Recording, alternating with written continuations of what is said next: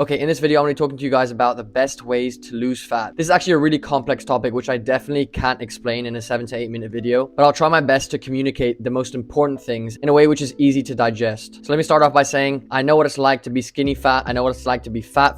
So you can trust me when I tell you that the things I'm about to outline for you guys are effective in losing fat. First of all, notice how I say lose fat and not lose weight. This is a very important point to make, as those two things are not the same, because you can gain weight and still lose body fat. Yes, the undeniable king of fat loss is being in an energy deficit, i.e. consuming less calories than you are burning. But you can see your body fat percentage going down whilst you eat at maintenance calories, for example, whilst you're gaining muscle. And you could even lose body fat whilst in a small caloric surplus, because if you had a really strong stimulus to gain weight, for example, if you are a newbie in the gym, then it is possible to lose body fat whilst being in a small caloric surplus. For example, I got a question the other day and it was like, bro, I'm 60 kilograms at 16% body fat, a 5'11" guy, what should I do, cut or bulk? And so this is a really important point that I wanted to make first. If you are a beginner, don't even think about cutting. Don't even think about losing fat. Unless you are obese, do not even think about entering a caloric deficit. You don't deserve to cut. Trust me, this is me when I cut way too soon. I had far too little muscle on my frame, so I just looked skinny. Trust me when I tell you this, as a beginner, you are so primed for muscle growth. So take advantage of that. Your focus should not be on losing fat, but on gaining muscle. And by extension, losing body fat as a byproduct of that muscle gain. So if you're a skinny fat noob, lean bulk or main gain for at least 2 years before you even think about cutting. In my opinion, I would say don't even think about cutting or entering a caloric deficit until you've trained for at least 4 years. But if that isn't you, you've been in the gym for 3 to 5 years, even more, then the best pathway to take to lose fat would be to enter an energy deficit. But if you're gonna do that, in order to prioritize losing that weight from fat mass and not muscle mass, you have to stimulate that muscle to stay. And you do this through progressive resistance training. You have to go to the gym, you have to lift weights if you want to lose fat, not muscle, in a caloric deficit. Next, if you are in a deficit, you have to make sure you're in a small caloric deficit, 300 to 500 calorie deficit maximum. Otherwise, you are likely to lose muscle. Next, you have to make sure you're getting enough protein in. Aim for at least 1 gram of protein per pound of body weight to ensure that you're keeping muscle on your frame. Next, cardio. Low intensity, steady state cardio, okay? No running. If you are incorporating high intensity cardio frequently throughout your week,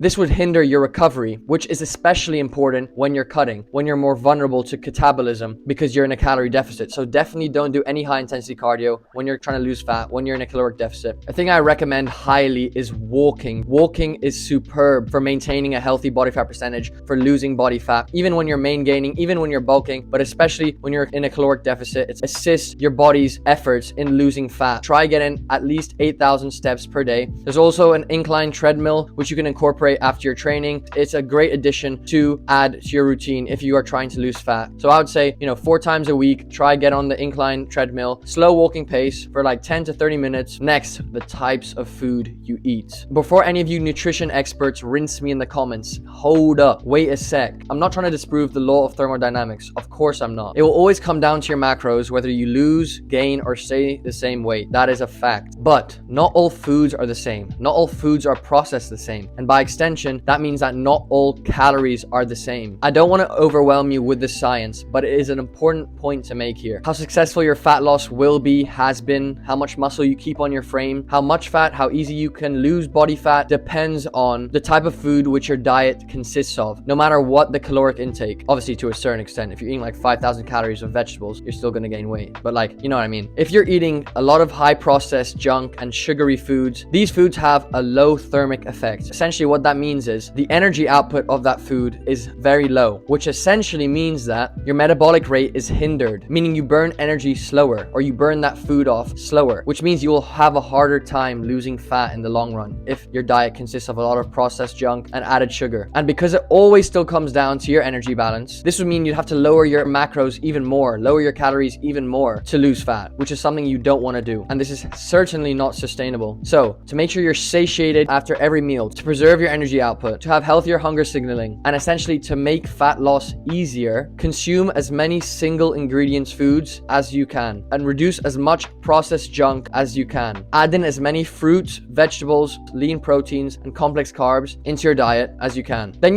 once every 2 weeks, 3 weeks, have a cheat meal with your friends. That will make a difference. So of course, if that helps you stick to your diet, but the cleaner you eat, the higher your maintenance calories will be. For example, I'm clean bulking at the moment. I'm eating 4,000 calories a day. I'm significantly leaner than when I was eating a 3,000 calorie diet, which consists of, half healthy foods, but also half junk. And lastly, for those of you who can't track their calories, who don't have time nor the effort to track their calories, who just want to see results without having to calculate how many calories, protein they're eating, I can never speak with absolute certainty because you aren't tracking your food. You're never going to know what energy balance you're in, whether you're eating enough calories to lose fat, eating enough protein to keep the muscle on your frame. Although tracking your macros would be the best pathway to success, here's what I would suggest to you. Fasting. Fasting is unbelievably effective. What you want to try to do is, for the first few hours of your day, do not eat anything. Wake up, brush your teeth, drink a bottle of water, prepare yourself a cold glass of coffee, cold sparkling water, and do some work. Keep busy. It will take a few days for your ghrelin signaling to recalibrate. Ghrelin is your hunger hormone, which essentially tells you when you're hungry. But the thing about ghrelin is, it spikes up when you normally eat, but then it drops down after an hour. If you can get past this first ghrelin cycle, i.e. when you eat your breakfast, then after a few days, you will become adjusted and your ghrelin signaling will be recalibrated to your new fasted routine. You will stop craving shitty foods and you'll start craving healthy foods. This is what I did last summer and it was extremely effective. It recalibrated my brain's biochemistry to the point where I don't even crave sugar anymore. I don't even crave junk food anymore. I don't even like drinking anymore unless it's a fucking Guinness, man. Your leptin will improve as well, which is the hormone which tells you you are full. So your leptin signal will be recalibrated and you will feel full when you're supposed to feel full. So break your fast with a high protein source, a complex carb, and some vegetables. After a few days of practicing your fasting routine, this will satiate you for a few hours. After a few hours, eat another meal consisting of a high protein source, a complex carb, and some vegetables. In the meantime, feel free to snack on some healthy fruits, a protein bar maybe, and if you continue to do this, it is almost certain that you'll see results. And that's the end of the vid. Thank you guys for watching. I hope what I've said today will help you understand what you should do, how to do it. Bro,